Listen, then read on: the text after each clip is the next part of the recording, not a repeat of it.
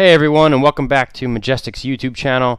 Today I'm going to be bringing you gameplay from Stronghold Crusader 2. It is the sequel to the original Stronghold Crusader that was back from 2002. It is a title and a sequel that is going to be very, very near and dear to me, as I used to play the original Stronghold Crusader. I played the original Strongholds. And this is an absolutely fantastic game. Firefly Studios did a wonderful job with it. It's a great sequel. It's a great title. It's a ton of fun. Includes both fictional and non-fictional characters. But overall, it is a great game. I've been experimenting a lot with it. I know that it's been out since September, but I really wanted to get a feel for it. I've gone through a couple of the campaigns and a majority of all the skirmish trails already. But I wanted to bring you gameplay and another perspective, strategy-wise, in order to get through all the skirmish trails if you're having any trouble. So, with that being said, let's dive right into it here. I'm going to go straight to the skirmish trail, onto the baptism trail. That's the first one in this entire lengthy series of skirmish trails here. And level 1 is called Over the Mountain. It is going to be us versus the Shah. And so when I first launched this game, the one thing that I want you all to keep in mind is that no one can start building anything until you place your stockpile and your granary. So you can take all the time you want to look around the map, check everything out, see where everything is. So what I like to do first is I like to see exactly where my resources will be coming from. I know that my oasis and my woodcutters are going to be primarily based along this patch right here. My iron mines and my stone quarries will be placed right here. And I like to see where his attack points will be coming from so that I know primarily what places I'll be defending. So as I can see here, there's along this ridge, he can't get past this. If I follow the ridge all the way up, I see he can only attack through this funnel right here. And I'm guessing he'll go down in through this little path right here. So he has two ways of going it. He can go the short way, the long way, but either way I know that there's only going to be one place that he can really get me from, and that's going to be up from the north of my base. So again, you can see he's not building anything only until I drop my my stockpile and my granary here. So let's do that. Stockpile, granary, I'm going to place those right next to the oasis so that we can get some food production going. And I'm going to build all my woodcutter huts. Jeez. Put all my woodcutter huts down there. I'm going to build some houses to get more peasants to help out with the industry. And they start you out with a lot of gold on this first mission. And I'm going to take full advantage of that by buying a ton of wood. I don't really want to go back, have to go through all this wood again, but I know some people like to, place their quarries like in certain sections and and make sure that they have enough space and this, that, and the other thing. As for me, I throw as many as I can in there, The more the merrier, right? If you can fit it, build it. That's my take on it. So I'm gonna place these here for now. I feel like I could fit one more back here. Am I wrong? Let's try deleting these. I have enough wood. Or enough gold if I really wanted to. Thought I was off by one. I guess not. Anyway, so what's different about this from the original Stronghold Crusader is ox tethers carry everything. They carry the iron, they carry the stone, as opposed to just peasants. So you have to remember that you always need to be mindful of placing your ox tethers close to both of these resource production areas. I'm going to start immediately with food, and my main source of food is going to be bread. It is the most expensive out of all the foods that you can produce because it goes from the wheat to the mills to then the bakeries at that point. And that is an astronomical amount of wood that is needed to make a mill. 200 wood is needed, and you need to keep that in mind, because when you're portioning out or rationing out where you want your resources to go, it's costly. Jesus. So with that being said, I do have enough wood. I mean, I have a ton of gold still, but I like to at least get everything up and running so that you can see exactly what it is that I'm going to be talking about here. I like to keep all of my stuff kind of close to, well, especially my bread and so forth, close to the stockpile, so that it's easier for them. There you go, woodcutters. You can go through the little path, all right, just for you. All right, so I like to put my bakeries right next to the stockpile, because that is one area that I do not want to have to think about later on. Is like, why don't I have any food? Where's it all going? And as you can see, I left my rations full as of right now, because they start you out with a ton of food in the beginning. I'm going to build my castle, full castle, not a curtain wall or anything. I'm going heavy. I don't care if it is just one enemy that I'm up against. I like to know that my castle is protected. All right. So, he's already on his way. So as you can see, there's archers that are coming. I'm going to quickly build a little staircase right there, and just to quicken this up a little bit for our defense for right now, I'm just going to buy a bunch of archers and post them up in that tower. He's not really that strong of a AI opponent. I mean, if you have him as an ally and he's somewhere in the back, he's not on the front lines, where you'd rather have someone like a wolf or a lionheart, or now with all the downloaded content like a Templar or a Duke or something like that. He's really not that strong, but if you have him in the back, he provides great support. I'm just setting up some other military buildings here. That I like that feature. I actually could have done that instead of the staircase. The barracks, when you place that up against the wall, this can serve as a staircase for you. So not only it provides two means, is both a barracks to train your troops and a staircase to get people up there. He likes to create Arabian swordsmen. So what I'm going to do here is I'm going to make crossbowmen. Crossbowmen are, to me, an essential aspect of this entire trail, and in fact, of this entire game. Archers do a job; they do a good job, but at the same time, it's only really sustainable. What's he saying? What the heck is he talking about? Disturbing parrots and stuff. Stop shooting everything. Go away. This is supposed to be level 1. I'm supposed to be making a good name here. Alright, so what I'm going to do is I'm going to set my crossbowmen, or my crossbow shops right up here, along with my... You need 2 shops to build crossbowmen. You need to make metal armor, so suits of armor, and crossbows in order to have enough resources for a crossbowman. So that's exactly what I did here. I still have an astronomical amount of gold. It's insane. Let's see how my industry is doing. I got some wood coming in. I have all my farms up and running. My mills are looking good. I like to look at this ratio down here as well. So when I see that there's a ton of wheat being made, and I do have a little bit of excess flour, I know that I can afford to build some more in order to make sure that my resources are being utilized to the fullest extent. So I'm going to be, ooh, great, just in time. So I have 5 mills. I'm going to buy some more wood for now, just for all intensive purposes of getting my economy up and running here. I'll put him behind him. So look, yeah, there we go.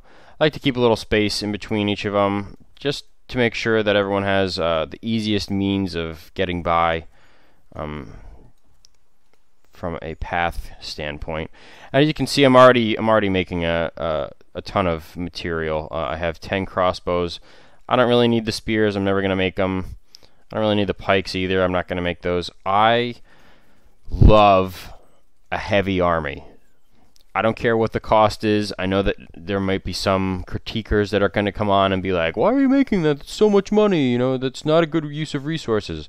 But hey, if I can make it and it's going to look good and I know that I'm going to win, I'd rather be safe than sorry. Let's put it that way. So again, I love building Templars. And as you can see, they're 200 gold apiece. Now that's a pretty substantial amount of money when you look at it in aspect to the rest of this game. There are aspects of the game that I do question, and I'll be going through those with you as I see them. But as it stands right now, I genuinely enjoy playing this game from a full kind of aspect standpoint. And that's starting to get really annoying. He's got archers that are taking out all my resources, which is making them have the inability of producing anything for me to keep some money coming in. So, yeah, I'm making a lot of bread now. I'll sell some bread, get some more coin. And you know what? I'm gonna halt production on these for now because it is draining all of my peasants, and I can't make an army if I don't have any peasants, right? So I'm gonna send a little band of archers. It looks like yeah, now they're coming down. All right, so I'm gonna send a little band of archers up here, just to protect my resources a little bit. I'll open these back up now that I know that they're going to be covered.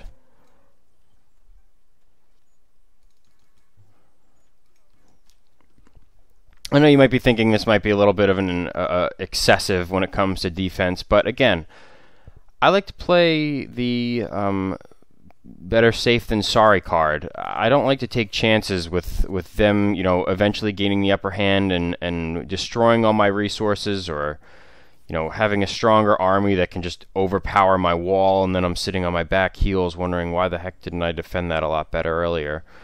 This is great. We're getting a lot of stuff coming in. That being said, I have the money. I'm going to build some mace shops. They're called forgeries in the game. They're a forge workshop. And this is what's going to help you build Templars. So let's place a couple of these. And even if I don't build Templars or create Templars right away, I could still sell the weapons in order to gain more money, and so that when I do create more weapons and then sell those and get more money, that I'll have enough. So I'm going to place more armories as well. Armories I'm using for both crossbows and for the forgery to create Templars. So keep that in mind. You need to kind of portion it out as to you know, how many you're building of each and knowing what components apply to which troops. So I'm going to leave these guys up here. How are they doing? Okay, so we lost one of them so far. Not a big deal. I'm going to send up some reinforcements with the crossbowmen if I get more people. You know what? Since I'm making a lot of bread right now, I'm going to double the rations just so that I can get some more popularity, and a quicker popularity at that. What I am going to start doing is utilizing more of this to get stronger population so that I can start taxing people. Right now I'm still kind of not figuring everything out, but I'm still, you know, finding the right balance and the correct defense. So I'm going to set a rally point here so that I can get some help on the archers with these, against these kind of armed troops. See, as you could see, when archers are shooting, it's very, very minimal damage, and I it's not that I don't like archers because they're quick. So when you're against the right troops, they really do they can take out a large number of troops rather quickly. And that's great because, you know, not every troop is going to be an Arabian swordsman coming through. So, you know, when you're up against macemen or squires or slaves or anything like that, it's very easy to suppress those kind of small armies that are coming through. So, again, we're doing pretty well here. Again, this is the first video of many, so I'm kind of going through everything in a little more detail than I will be in future videos. But so if you look back on my economy, I have a lot of bread. I have a lot of bread. Yes, I do have a lot of bread, and I also have a lot of wood coming in. Eventually, I'm going to delete all these guys, and I'm going to create what's called Chandler's workshops, and they create candles so that you can have church services, and that affects your popularity up here. When the more popularity you add, the whole premise of this top right corner is to get these three and even this housing to a comfortable level, and apply as high of a tax rate as you can. That is your number one source of income, all else being said. So to keep that in mind as we go through this series, that the entire premise is to get your taxes up. So right now, technically, I can put my taxes up if I really wanted to, but I'm trying to show a little more demo of how the premise of the game works first. So I have my little tower here that's doing a great job. I'm just to be safe, I'm gonna put some crossbowmen up there. That'll probably be the last of what I need. More archers just to get the rate of fire up, suppressive fire, if you will. And now you can see this little, I like to call them mini camps. It's like a mini army camp out here. This mini camp is not only suppressing him from getting any resources, but it's also protecting mine so that I can get resources. As you can see, my oxen aren't getting shot. They're not getting shot. And I really like Churchill, so I really hope he doesn't get shot. And I like, what, they're both Churchill? They're twins. Who's he? Old Beefy?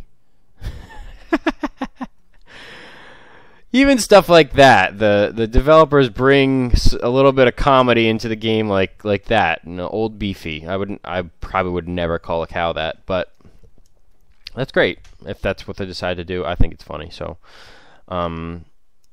even with the double rations that I'm being made, that I'm giving my people, I still have 1,500 bread. So I'm going to sell some of that. If you hold down Shift, like right now, you could see it says sell 10, and you get 6 gold for it. If you hold down Shift, you could sell 40 for 24. So it's just a multiplier. And it helps go through a lot faster, because if I were selling 1,500 bread at 10 each, I'd probably be there clicking for a while. So I'll go through more of the other mechanics, like what the marketplace does and how you can auto set like what you want to buy and sell. I don't have any iron. I don't know why these guys aren't hurrying up with the iron, but just for the premise of this tutorial on the skirmish trail, I'm going to put my marketplace up here, and I'll go through that tutorial right now. So the marketplace is great if you have the gold and the resources to build it. It's kind of expensive. It's I think it's 500 gold and kind of a lot of wood too, I think. I didn't. Yeah, you know what? I'll delete it just to show everyone. So it's 500 gold and 100 wood just to build it. When you click it, you can either set the auto buy on certain resources to a certain number. So for this case, I'm going to set my iron to auto. Let's just leave it at 20. All right. So as you can see, as soon as I put it up to auto buy 20, it automatically buys 20, and you'll just see the your gold count go down. Hopefully you have enough gold to support stuff like this, because this could get kind of tricky if you keep having like you could have a threshold, so I can say like, oh, I want to buy 20, but I never want to have more than 70 or something, and it'll keep you right in that threshold. I never really used that this for that kind of matter. You know, I might do it for stone, like I'll always keep 200 stone on hand, and then anything in excess of that you could just sell, because I don't need it anymore at this point. I have my wall set up and my primary means of defense here. So you could really pick and choose how you want to run your economy. I run it a little differently. I don't care what the expense is, as soon as my economy gets moving and I have the gold and means to do it, just throw them all in there. You know, do as much damage as I can with the strongest troops that I have available to me. So now that I set the iron to 20, now all of my shops are going to have some use all the time here now. There's two things I'm about to do now. First, I'm gonna sell a couple of these weapons, because at 200 gold a pop, I would need 1,800 gold just to you know, finish off all this equipment that I have in here. I'm not gonna use the swords. I'll sell those for now, and I'm gonna build some more armory shops, because at this point, don't you hate that?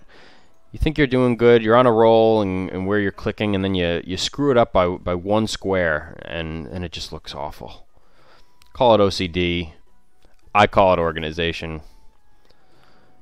So we're looking good. We're looking real good here. We have a lot of wood, and just because we do have a lot of wood now, I'm going to delete these guys, just to show you the means of what the Chandler's workshops and so forth are going to be doing for us. So I'm going to delete these so that I could show you how taxes are going to be, you know, your catalyst in order to raise enough funds for your armies. So let's put these right here, just straight across the board. I know I like to leave a little space so that they can get there easier, but you know what? We're dealing with obesity nowadays, so let's show how these guys need to walk a little extra if they really want to show their lord some appreciation and gratitude. You're lucky you're in my castle, because all I have to tell you is if you were on the other side of this little pond here, which would be cool if they put some fish or something in there, but that's a stupid little comment.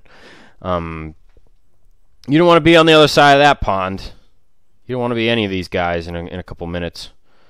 I'm gonna steamroll them. How's that sound, candle guys? Oh, what is this?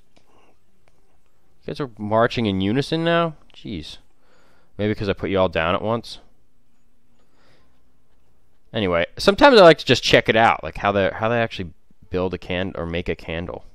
I mean, I know it's just, you know, they're just pouring wax into a hole and then it's hardened, but I think it's kind of cool.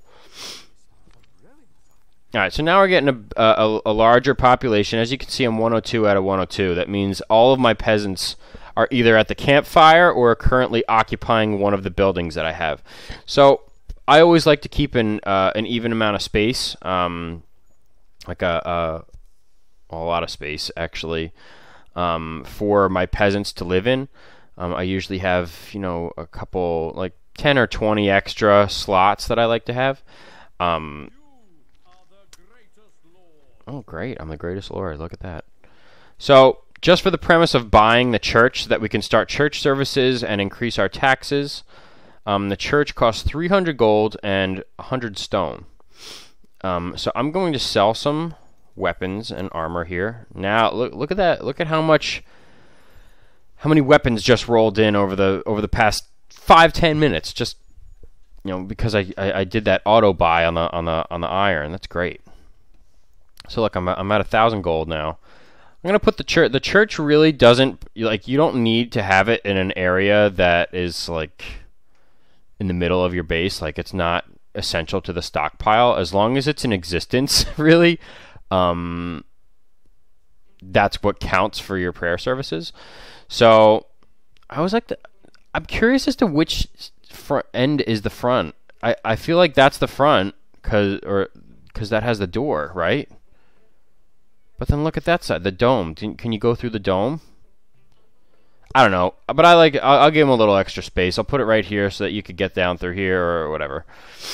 So now look at that. As soon as I place the church, you can see I got +8 for my popularity. As you can see, it tells you how many candles are being used daily and how many are made daily, and you can click to alter how your services are. So I'm going to go ×3 here.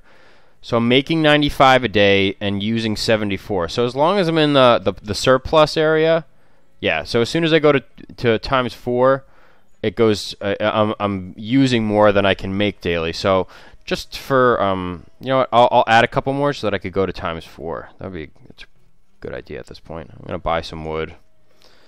I know you might be thinking if you've played the game and you're looking at it now, you're like, why did you delete your woodcutters? Well, again, this is entirely a tutorial for everyone who hasn't yet experienced how great this game is. And the amount of wood that you need in this freaking game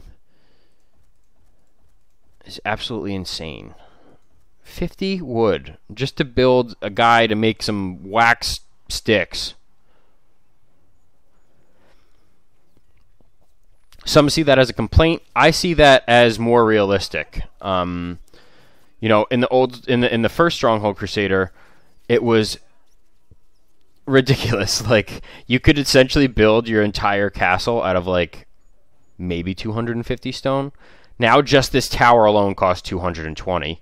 So, you know, it's a little more realistic in the sense of allocating and using your resources, whether it's to sell them or to actually create your base. And look at that. That's music to my ear. Well, not them dying isn't music to my ears, but like that is music. The sounds of these bows and crossbows. I don't think anyone's gotten in here since we last left off. Yeah, my guys are a little weak. You know, they're dwindling in their numbers a little bit, but these crossbowmen are really providing some excellent support. Again, crossbowmen are excellent against any armored units. So if ever you're up against armored units, you got crossbows in the field, you're probably going to have the upper hand. I completely forgot. So now that I have these church services up, and I have double rations of food, I'm going to increase my taxes a little bit, and I am just evil. A very high tax rate. I'm going to be getting 574 gold every day. Look at how fast my gold rate is climbing. All I have to do is sit here at this point. I mean, everything is pretty self-sustained at this point. So look, I'm making 131 a day, and I'm using 98. So where's that? Look, time multiplied by 5. That is max. You can't go any higher than that, and I have enough. So there, people, be happy. You're religious, all right?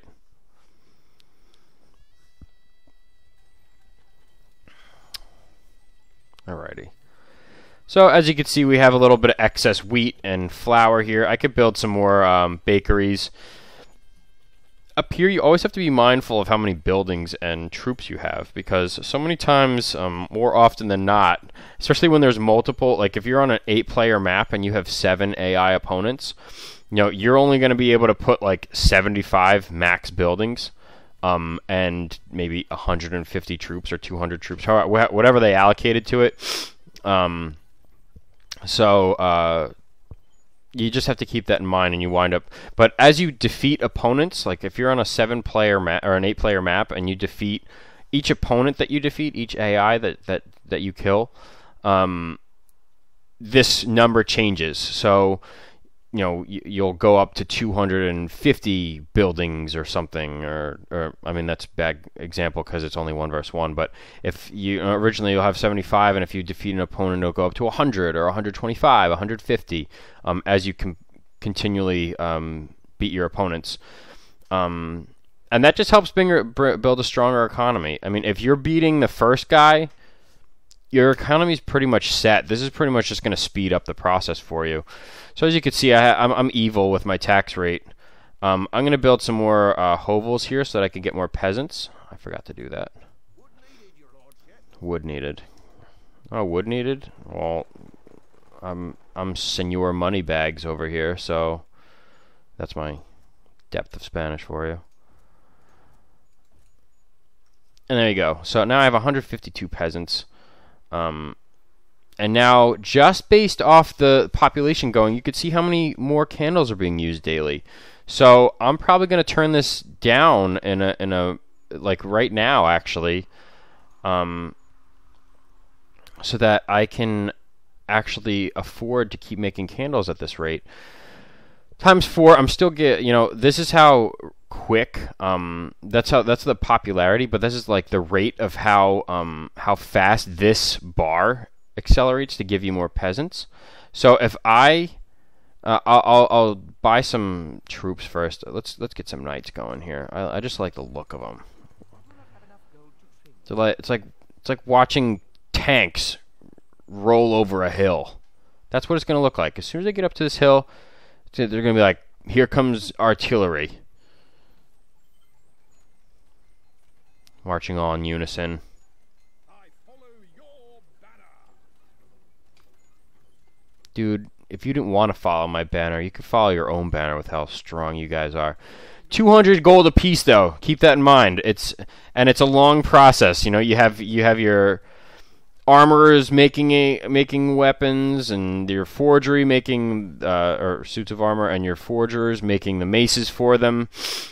And then on top of the expense that goes into making these, then you got to buy the guys, and they're 200 gold a pop. So you could see I expended all my gold, but look at how many weapons and how full my armory is getting. Jeez, that's the wonderful thing about when you have a source of iron and you can afford to sustain your economy and keep your iron at 20 at all times. That's the wonderful thing about these types of buildings, is that they can produce so much money for you in such a short amount of time, apart from your taxes. Like my taxes are just skyrocketing with the money flow right now. I'm going to sell some of these. I do not need 110 Templars running around. Probably can't even afford 110 Templars at this point. I like to keep them equal. Whatever I do, I like to keep them equal. I don't need bows. Bows are for girls. I'm just kidding. I actually really like the European archers in this game. They've done a good job with it. They do have an extended range over the Arabian archers, but they are a very, very useful troop. But I prefer crossbowmen more so than any other ranged troop in this game. Especially if you have a tower up there, they get the increased range. That's another great point that I like to add. If you have a tower, for instance, if my tower were placed on top of this hill, and again, we're in this tower, they would have an extended range over any other troop, especially the ones that are coming up on the hill. They get an extended range from their height advantage, being on top of the hill, and from actually being in a tower. So you have to keep both of those things in mind. It's like 2 times as awesome when you can put them both up there. So I know I'm talking a lot. I know you guys want to see some action. I have a ton of gold. I'm just gonna build make a bunch of Templars. They look absolutely awesome coming out of there.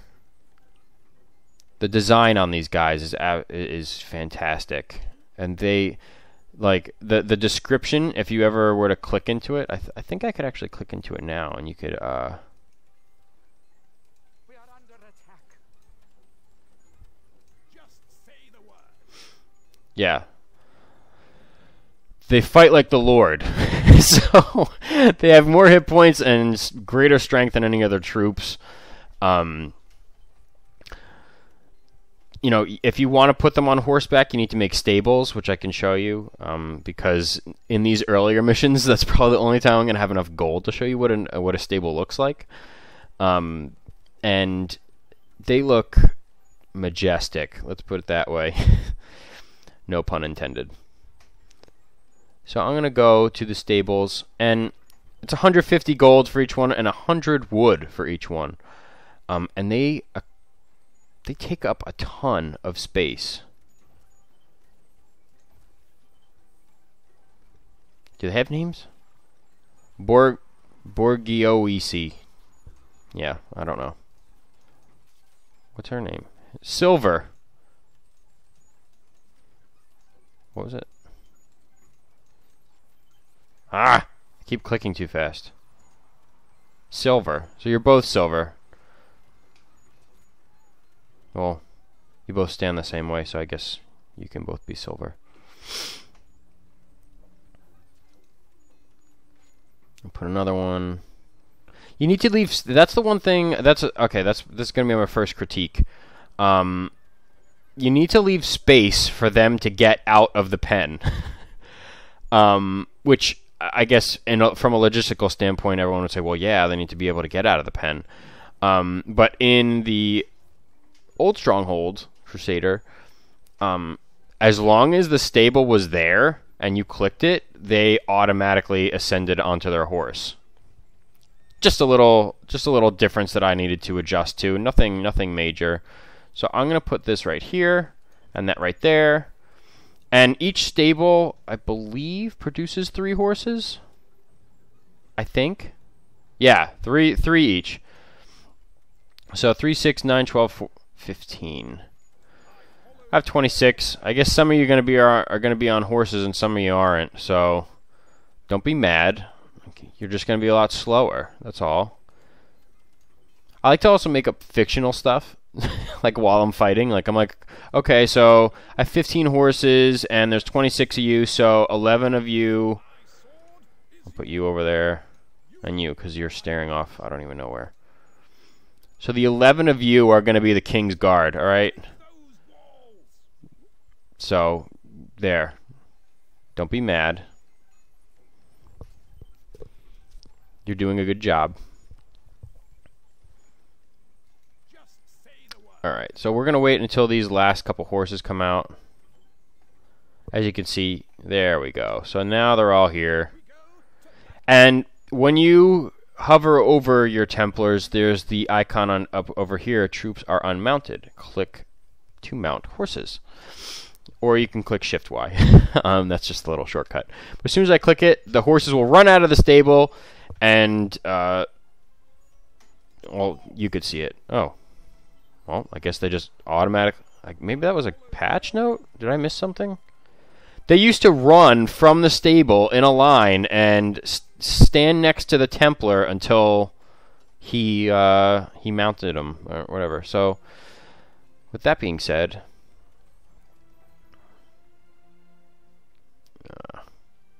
yeah, he's looking a little weak over there. He has no idea. Even just 15 of these guys will probably be able to take him. But again, and I'm going to stick to this strategy that I'm telling you. I'd rather be safe than sorry. That's just how I play. You might critique and be like, you're just wasting time. Like your episodes take longer because you're expending more time making troops. It's all just fun. Okay, maybe I just like to watch a huge army go across the land instead of 15 guys hoping that, I could barely make it past the Lord. I know the entire premise is just to win the match, no matter what the cost is or which troops you make. But why not have a little fun with it, right? If I can have 35 of these guys running over to a castle, which case it's a little stupid castle here. I'm telling you guys, he's not very strong at all. So if you're looking at this game and you're like, I'm terrified that he's gonna absolutely rape me, don't be scared. All right. Be scared when you'll see in later videos when I go through some of the more difficult missions on the Skirmish Trail that they get pretty serious after a while. Overall, the difficulty is in my personal opinion, is not as strong as it was in the original Stronghold Crusader. you know, and there are more missions. I know that they're adding more downloadable content to Stronghold Crusader 2 as time goes on. But the original Stronghold itself, these guys are going to be ridiculous. They have the attention span of a goldfish, clearly, because they're all over the place. Just stand there, okay? You don't need to go attack oxen, all right? They're not doing anything to you. And now, as opposed to just having a siege engineers guild like in the old Crusader, and then sending your, just making siege engineers to create your siege equipment, all you have to do now is build a siege camp.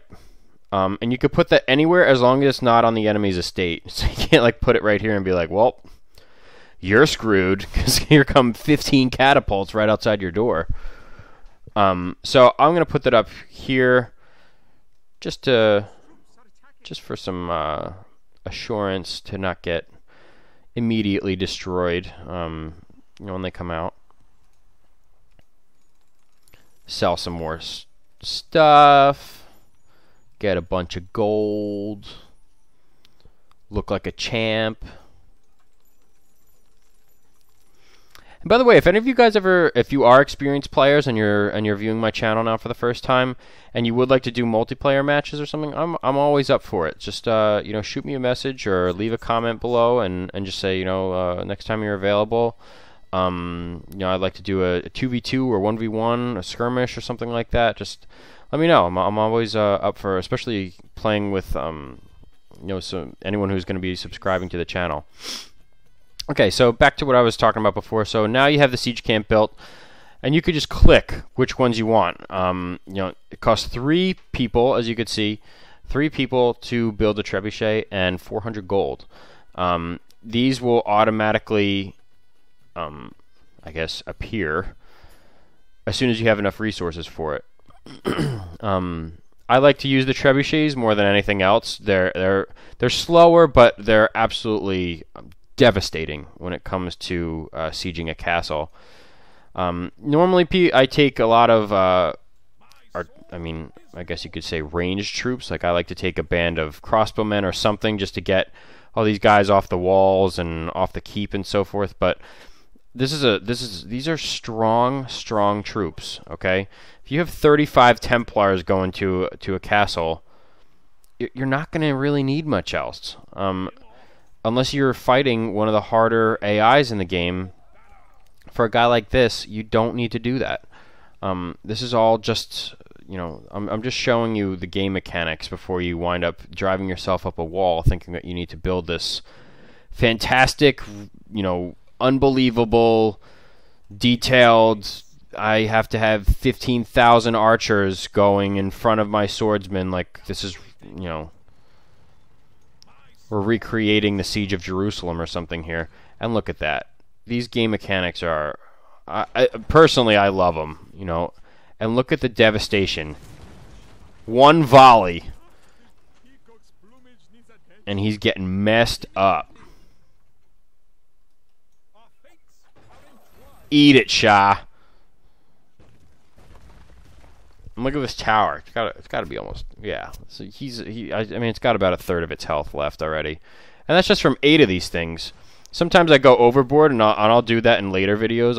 I'll make like, did a rock just hit that guy in the brain?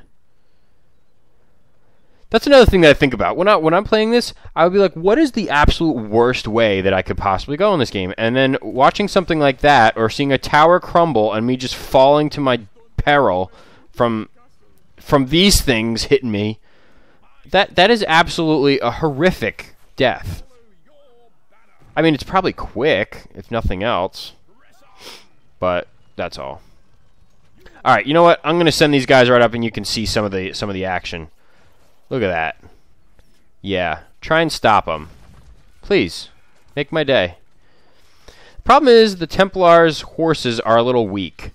So as you can see, like one of my Templars already got dismounted. Am I hitting my own guys? All right, you guys need to chill out. We don't. Be quiet. You guys could go up in the keep. He's not going to do anything.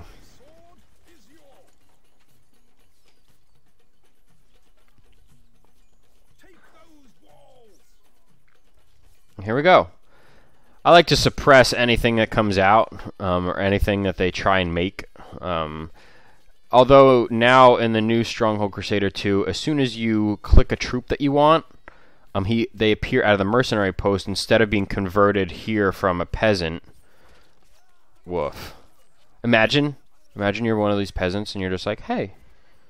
Or not the peasants, but like an archer. You just come out and you're like, I think I'm gonna go check out what's going on. It seems like there's a little bustle in the jungle. And look how fast his health goes down because these guys are tanks. Boom. And just like that, I don't know how to tell you this, Shah, but you're horrible. You're no match. Also, but that's also the cool thing is seeing the stats afterwards and just seeing how much more awesome you are in comparison. Like, oh, I lost 2 guys. You lost 282. Just saying.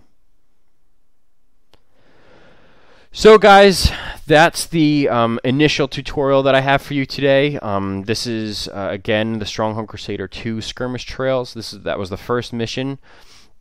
The next mission will be Rat in a Cage, and I will be posting that later on this week. Again, if you leave any comments, questions, concerns on this video, it is greatly appreciated. I'll be sure to get back to as many of them as I can. I know that the channel is just starting up, so you know, I know that it might be a while before I have a lot of comments and questions. But please feel free, if you are looking at the video, to subscribe, and anything else, just let me know. Thanks again, guys, and I'll talk to you soon.